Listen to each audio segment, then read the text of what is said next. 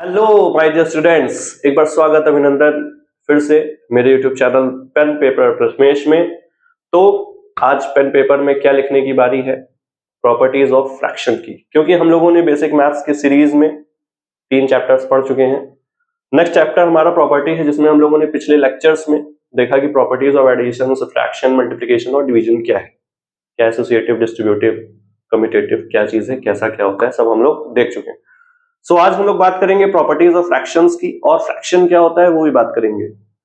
So first of all let's start with what is actually fraction means. अब यार पापा गए, एक पिज्जा लेके आए, ठीक, आप लोग 8 दोस्त लोग हैं, अब सब लोगों को एक एक स्लाइस मिलेगा, ठीक है।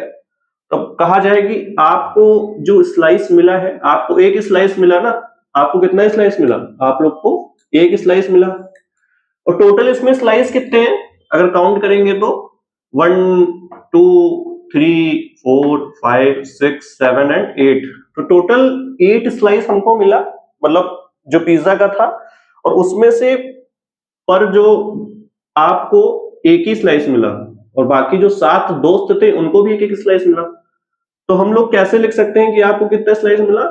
मतलब मिला आपको जितना, ठीक है, और टोटल कितना था? 8। तो इसी को कहते हैं फ्रैक्शन, 1/8। या फिर हम कहें कि कौन सा इसमें से कलरफुल है, तो एक ही कलरफुल है, थर्ड वाला जो पार्ट है वो कलरफुल है, तो इसको हम लोग ऐसे लिख सकते हैं 1/8। सपोज करिए अब नेक्स्ट डे पापा चॉकलेट ले आए, क्योंकि यार रोज पिज्जा नहीं ला सकते ना, डाइजेस्टिव थोड़ा सा दिक्कत करेगा। तो यार अब आप लोग 3 भाई बहन हैं, एक चॉकलेट ले आए, पापा ने कहा कि एक चॉकलेट है, मिल बांट के खा लो यार। तो आप पापा ने क्या किया, पापा ने एक चॉकलेट को 3 इक्वली पार्ट में डिवाइड कर दिया, ठीक है, एक इधर से डिवाइड किया, एक इधर से डिवाइड किया। तो जो ये वाला पार्ट था ये आपके हिस्से में आया, ठीक है, ये वाला एक पार्ट आया दूसरे के हिस्से में, और ये एक पार्ट आया तीसरे भाई के हिस्से में। तो आपको एक चॉकलेट पूरी थी, तो उसके कितने पार्ट हुए? टोटल कितने पार्ट्स हुए? टोटल हुए 3 पार्ट्स, और आपको कितनी मिली? आपको मिली 1, ठीक है। तो यही हुआ फ्रैक्शन। फ्रैक्शन मतलब कुछ होता है कि कुछ ऊपर लिखे कुछ नीचे लिखे, समथिंग अपॉन समथिंग, ठीक है। तो जो ऊपर वाला पार्ट होता है इसको हम लोग बोलते हैं न्यूमरेटर, और जो नीचे वाला पार्ट होता है वो उसको बोलते हैं हम लोग डिनोमिनेटर। क्या बोलते हैं? ऊपर वाले को न्यूमरेटर और नीचे वाले को डिनोमिनेटर। तो शर्त ये है ओवरऑल पूरे मैथ्स में कि डिनोमिनेटर 0 नहीं होना चाहिए, डिनोमिनेटर शुड नॉट बी 0। सीधी सी इसका बात समझिएगा, अगर डिनोमिनेटर 0 हो गया इट मींस कि टोटल जो चीज है, टोटल जो आउटकम है वो 0 है, वो है ही नहीं। अब अगर चॉकलेट नहीं रहेगी आपके पास तो इसमें से आप लोग पार्ट कैसे करेंगे? इसीलिए कहते हैं कि टोटल जो आउटकम है, जो टोटल चीज है वो 0 नहीं होना चाहिए। 0 नहीं, अगर 0 मान लीजिए नीचे है और ऊपर कोई नंबर है, मान लीजिए 2 है, इट मींस कि हमने 0 जो टोटल चीज थी उसमें से हमने उसका 2 हिस्सा ले लिया, 2 पार्ट ले लिया। अब यार 0 कुछ है, कुछ मतलब 0 में से हम 2 पार्ट कैसे ले सकते हैं? तो इसलिए नीचे वाली चीज 0 होनी ही नहीं चाहिए, समझ गए चीज। तो ये बेसिक से फ्रैक्शन की बात होती है। तो यार पिज्जा पे वापस चलते हैं। पिज्जा का 8 पार्ट था, उसमें से एक पार्ट आपने लिया, ठीक है। अब एक पार्ट लिया, ये पूरा एक पार्ट है पिज्जा का, ठीक है, उसका भी आपने 3 डिवीजन किया। आप लोग 3 भाई बहन है, ठीक, 1 2 3 भाई बहन हुए। तो आप बहुत अच्छे हैं, आप लोगों में बहुत अच्छा आपस में प्यार है, तो आपने सोचा कि एक भाई को हम दे दें, दूसरे बहन को ये दे दें, और खुद हम खा लें। तो आपके पास अब कितना आया? अब इसको हम पूरे को ना 1 मानेंगे, ठीक है, इसको पूरे को हम क्या मानेंगे? 1। ये मान लीजिए ये पूरा 1 है, इसके कितने पार्ट हुए? 1, ये 2, ये 3, तो टोटल पार्ट कितने हुए? 3, और आपके हिस्से में कितना आया? 1। इसको हम लोग लिख सकते हैं 1/3, ठीक। और अगर कहा जाए कि ये वाला जो पिज्जा का ये पार्ट है, ये पिज्जा का जो पार्ट है, अगर आउट ऑफ टोटल जो पिज्जा है वो कितना माना जाएगा, तो ये हुआ 1/3 तो इसका हुआ, और ये पूरे पिज्जे का 1/8 था। तो इसको हम लोग ऐसे लिखते हैं। इसको मल्टीप्लिकेशन करने का क्या तरीका होता है फ्रैक्शन को, कि न्यूमरेटर को ऊपर वाले को मल्टीप्लाई करिए आपस में, और डिनोमिनेटर को आपस में मल्टीप्लाई किए। तो न्यूमरेटर में क्या है, इधर 1 इधर 1 है, 1 into 1 हो गया 1, और डिनोमिनेटर में क्या है, इधर 8 इधर 3, तो 8 3 हो गया 24। ओवरऑल अगर कहा जाए कि आपको पूरे पिज्जा में से कितना आपको पार्ट मिला, आपने जब अपने भाई बहनों को भी दे दिया, तो इसका आंसर होगा 1/24। अगर पूछा जाए कि आपको आपके दोस्तों के रिस्पेक्ट में, जब आप लोग दोस्त लोग सब बैठे थे 8 दोस्त, तो आपको कितना पिज्जा मिला, 1/8, मतलब 8 पार्ट में से 1 पार्ट। चॉकलेट आपको कितनी मिली, 1/3। तो बढ़िया है यार, ऐसे पिज्जा वगैरह खाइए, चॉकलेट खाइए, बट लिमिट में, नुकसान भी करता है। तो आइए प्रॉपर्टीज की बात कर लेते हैं हम लोग। प्रॉपर्टीज ऑफ फ्रैक्शन क्या होता है, ये सारी प्रॉपर्टीज ओवरऑल आपकी जितनी मैथ्स है पूरी हायर स्टडीज तक सब में यूज होगी। तो फर्स्ट प्रॉपर्टी क्या कहता है, न्यूमरेटर एंड डिनोमिनेटर। जैसा कि बता चुके, जो ऊपर होता है वो न्यूमरेटर होता है, और नीचे जो होता है वो डिनोमिनेटर होता है, और डिनोमिनेटर 0 नहीं होना चाहिए, ये ध्यान रखिएगा, कहीं पे भी 0 कभी नहीं होता है।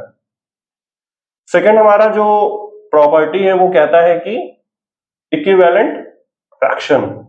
इक्विवेलेंट फ्रैक्शन क्या है, कि अगर न्यूमरेटर और डिनोमिनेटर अगर है, उन दोनों को आपस में सेम नंबर से मल्टीप्लाई कर दें, नंबर जो है 0 नहीं होना चाहिए, तो फ्रैक्शन जो है सेम रहता है। एग्जाम्पल के रिस्पेक्ट में हम देख सकते हैं, मान लीजिए कि 2/3 दिया है हमारे पास फ्रैक्शन को इच, और हमने ऊपर इसको 5 से मल्टीप्लाई कर दिया और नीचे भी 5 से मल्टीप्लाई कर दिया, तो 5 2 हो गया 10, और नीचे डिनोमिनेटर में हो गया 5 3 15।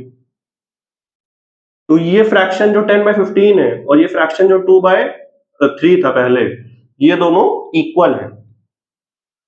नेक्स्ट हमारा प्रॉपर्टी ये है कि जो सिंपलेस्ट फॉर्म है या लोएस्ट फॉर्म है, उसमें हम लोगों को अपना फ्रैक्शन को रिप्रेजेंट करना चाहिए, यानी कि न्यूमरेटर और डिनोमिनेटर हमेशा सिंपलेस्ट होल नंबर में होना चाहिए।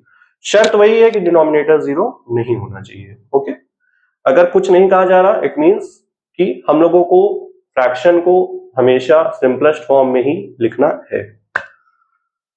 अगर मान लीजिए कोई एग्जांपल है, मान लीजिए दिया हुआ है, जैसे ये दिया है, ठीक है, 10 बाय, मान लीजिए दिया है 10/15,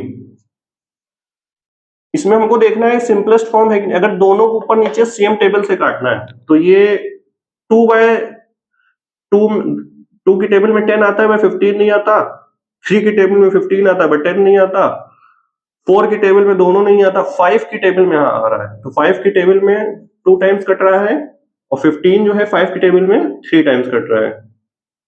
ठीक है, अब तो ये अब तो सिंपलेस्ट फॉर्म में हो गया, तो 2/3 सिंपलेस्ट फॉर्म है, इसको हम लोग एज इट इज लिखेंगे।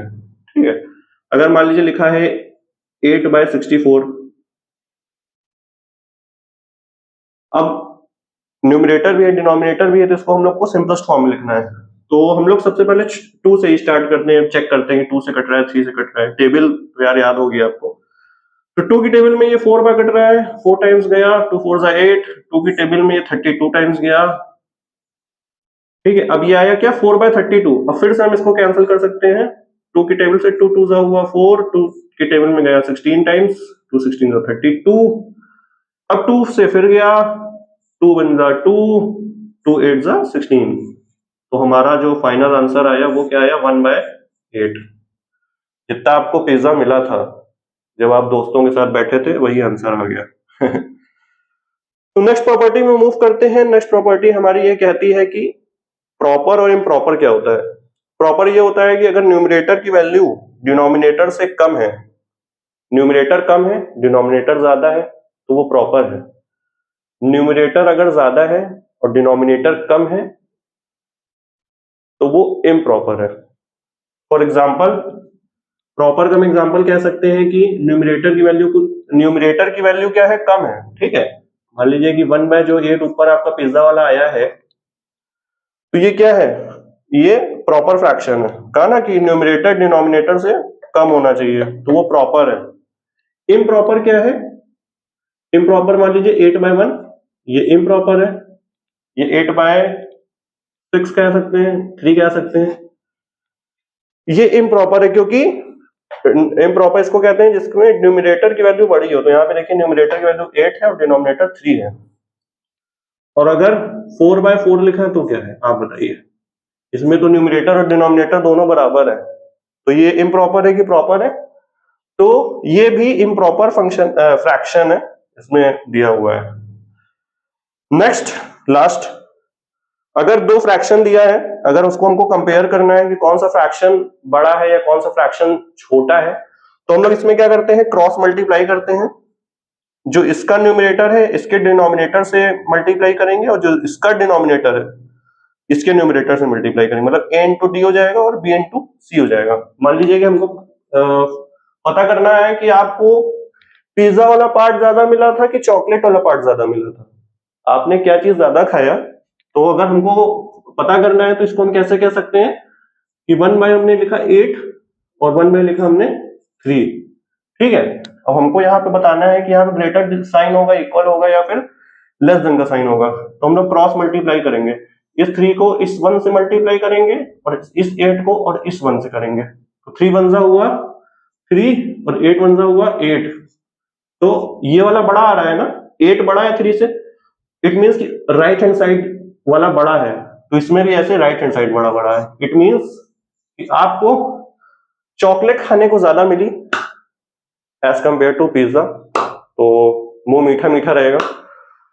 हम लोग डेली लाइफ में और भी एग्जांपल देखते हैं कि जैसे किसी को टेस्ट में मिला 14 आउट ऑफ 20, तो 20 कितने टोटल मार्क्स कितने का टेस्ट था, 20 का, और आपको कितना मिला 14।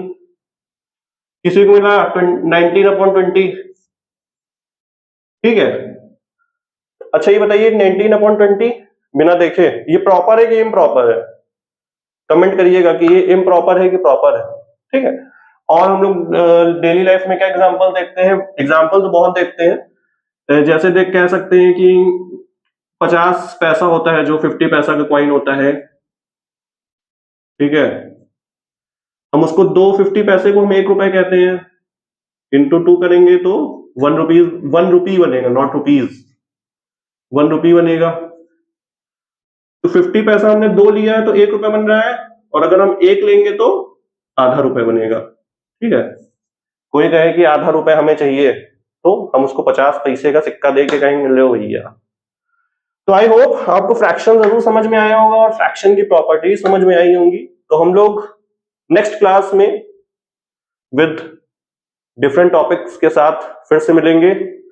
इसको आप चाहें तो नोट कर सकते हैं अगर आपको नहीं पता, और आपको पता है तो इट्स ऑल गुड। सो मिलते हैं फिर नेक्स्ट वीडियो में, तब तक के लिए खुश रहें, स्वस्थ रहें और मस्त रहें। Thank you.